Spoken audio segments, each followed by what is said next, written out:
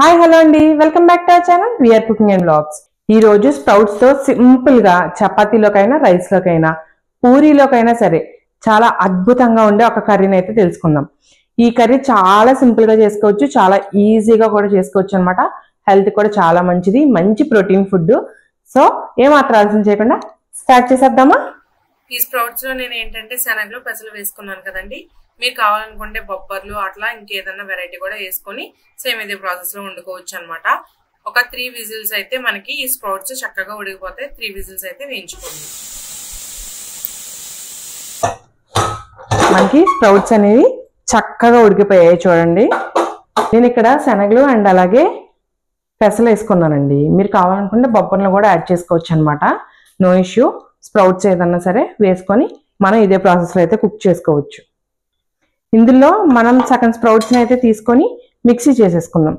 పచ్చగా మిక్సీ చేసుకోండి. అప్పుడు మనకి ఏమవుతుందంటే కర్రీ అనేది గ్రేవీగా చాలా బాగుంటుంది అనమాట తినడానికి. సో వీటిని అయితే నేను ఇప్పుడు మిక్సీ చేసుకుంటున్నాను. సో ఇదిగోండి చూసారా, ఇలా అయితే మిక్సీ చేసుకోవాలన్నమాట.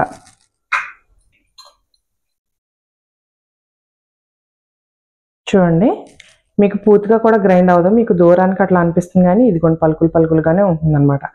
సో ఇలా మిక్సీ చేసుకొని ఇప్పుడు మనం కర్రీ ప్రాసెస్ అయితే స్టార్ట్ చేసేద్దాం. ముందైతే ఫస్ట్ ఇలా ఒక మూకుడు పెట్టేసుకోండి.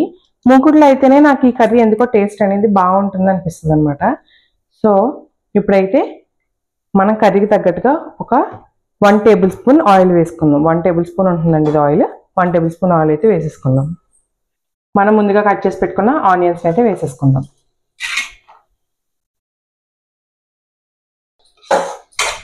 ఈ ఆనియన్స్ బాగా మగ్గిపోవాలన్నమాట మనకి.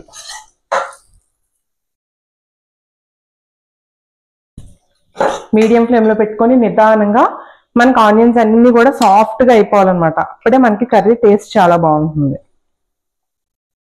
ఇందులో పసుపు అండ్ అలాగే ఉప్పును కూడా వేసేసుకుందాం. స్ప్రౌట్స్లో ఎటువంటి సాల్ట్ అనేది వేయకుండానే మనం ఉడికించామండి. చూడండి, మనకి ఇక్కడ ఉల్లిపాయలు అనేవి బాగా మగ్గిపోయినాయి అనమాట. ఇదిగోండి అల్లం వెల్లుల్లి పేస్ట్ చాలా కొద్దిగా అనమాట, ఒక 1/2 టీ స్పూన్ వరకు వేస్తున్నాను అంతే, సరిపోతుంది ఈ కర్రీకి. వేసి పచ్చివాసన పోనిచ్చేయండి. ఓకే, మనకు ఇప్పుడు అల్లం వెల్లుల్లి పేస్ట్ పచ్చివాసన పోయిందనమాట. ముందైతే మనం ఉడకబెట్టుకున్న ఈ స్ప్రౌట్స్ని అయితే వేసేసుకుందాం. వాటర్తో సహా వేసేసుకోండి. అంటే కొద్దిగా వాటర్ ఉన్నాయి కాబట్టి వాటర్తో సహా వేసేసాను నేను. అదే మీకు కొంచెం ఎక్కువ వాటర్ మిగిలి అనుకోండి, వాటర్ తీసేసి అప్పుడు స్ప్రౌట్స్ని వేసుకోండి. ఓకేనా? వాటర్ ఎక్కువ ఉన్నట్టయితే మనం కారం వేసాక వాటర్ వేస్తాం కదా, అప్పుడు యాడ్ చేసుకోండి. వాటర్ తక్కువ ఉన్నట్టయితే నేను అలా వేసేసుకోవచ్చు అనమాట. ఈరోజు నాకు ఎన్నో వాటర్ రాలేదు, కరెక్ట్గా వేసాను అనమాట. సో నేను ఆ వాటర్ వేసేసుకున్నాను. ఇప్పుడు మనం పేస్ట్ చేసుకున్న ఈ స్ప్రౌట్స్ గుజ్జును కూడా వేసేసుకుందాం. అసలు ఈ గుజ్జు వల్లే కర్రీ అంతా టేస్ట్ అనమాట. చక్కగా ఎక్కువ క్వాంటిటీ కర్రీ వస్తుంది అనమాట. నాకు ఈ కర్రీ అంటే పర్సనల్గా చాలా ఇష్టం. దీనికి కాంబినేషన్ నేను ఇప్పుడు చపాతీ అయితే చేయబోతున్నాను. ఇలా వేసేసుకున్నాం కదా, ఇప్పుడు కారం కూడా యాడ్ చేసేసుకుందాం. మనకి స్ప్రౌట్స్ ఆల్రెడీ ఉడికిపోయినాయి కదా, సో ఇప్పుడు కారం వేసేసుకుందాం. కారం కూడా ఎక్కువ ఏం పట్టదు. సో నేను ఇక్కడ 1.5 టీ స్పూన్ వరకు వేసుకున్నాను అంతే. వేసుకొని కొంచెం కారం పచ్చివాసన పోనివ్వండి. కారం ఎప్పుడైనా సరే కొంచెం పచ్చివాసన పోయిన తర్వాత అప్పుడు వాటర్ వేసుకుంటే మనకి టేస్ట్ అనేది చాలా బాగా వస్తుంది. ఒక 2 మినిట్స్ ఇలా మగ్గింది కదా, ఎక్కువసేపు ఏమి ఉడకక్కర్లేదు. సో కొద్దిగా వాటర్ వేసుకొని సరిపోతుంది.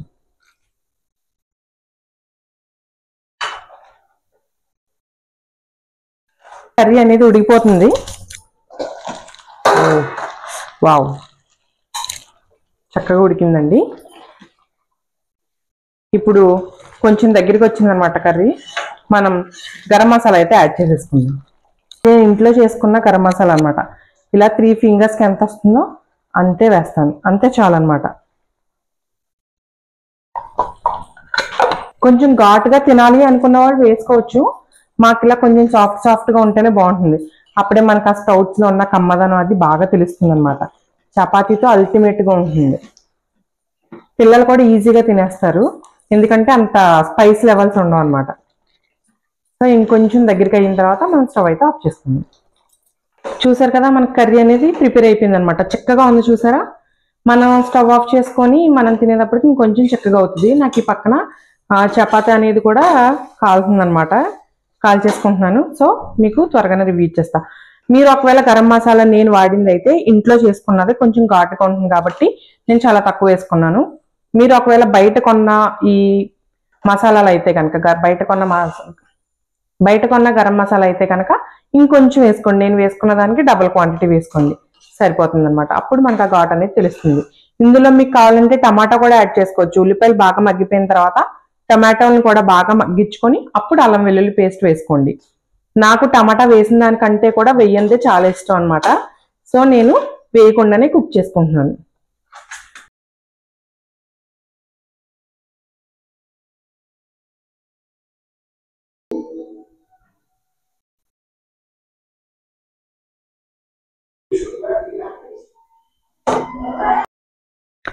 చూసారు కదా మన ప్రాసెస్ అంతా. ఇప్పుడైతే రివ్యూ అయితే ఇచ్చేస్తాను అనమాట మీకు.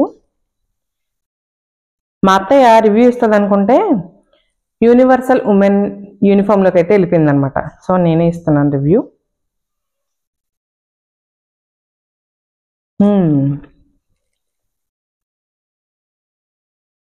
చాలా బాగుంది, చాలా బాగా కుదురుతుంది.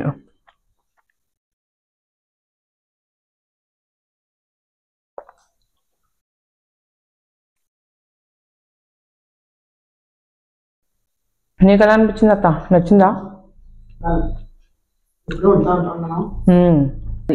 మా అత్తయ్య కూడా బాగా నచ్చింది అనమాట. సో మీకు ఎలా అనిపించింది? మీకు కూడా ఈ రెసిపీ తెలిసినట్టయితే కామెంట్ చేయండి. అది ఇదే ఫస్ట్ టైం కనుక మీరు కూడా నేర్చుకుంటున్నట్టయితే మీరు కూడా ట్రై చేసి మీకు ఎలా అనిపించిందో కామెంట్ చేయడం మాత్రం మర్చిపోకండి. మన ఛానల్ని మీ ఫ్రెండ్స్ అండ్ ఫ్యామిలీస్తో షేర్ చేసి మన ఛానల్కి ఒక్క లైక్ చేయండి. ఇప్పటి వరకు మీరు వీడియో చూసినట్టయితే మీకు వీడియో ఖచ్చితంగా నచ్చే ఉంటుంది. కాబట్టి మన వీడియోకి ఒక్క లైక్ చేయండి. మన వీడియోని ఇదే కనుక ఫస్ట్ టైం చూసినట్టయితే సబ్స్క్రైబ్ చేయడం మాత్రం మర్చిపోకండి. మరో మంచి వీడియోతో మళ్ళీ కలుద్దాం.